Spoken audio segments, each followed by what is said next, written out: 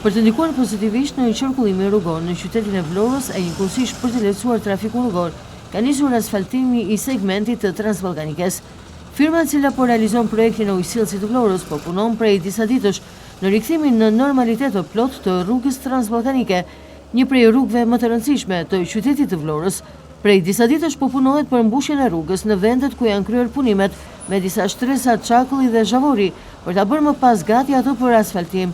Pas edhe kryerjes së provës për funksionimin e rrjetit të ri të ujësillësit, nisi aty edhe asfaltimi. Firma e cila po realizon këtë projekt në teren ka nisur ndërkohë asfaltimin e pjesës së mbetur të Transballkanikës, aty ku është realizuar projekti dhe është kryer prova teknike.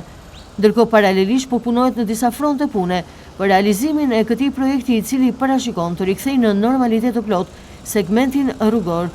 Ndërkohë projekti për rikthimin në normalitet të segmenteve rrugore po vijon edhe në disa rrugë të tjera të qytetit, rrugët tona të cilat ka përfunduar tashmë vendosja e rrjetit të ri të ujit të pishëm e po punohet për rehabilitimin e tyre. Problematike në Transballkanike edhe për shkak të punimeve që po kryen mbetet përqindja e lartë e pluhurit.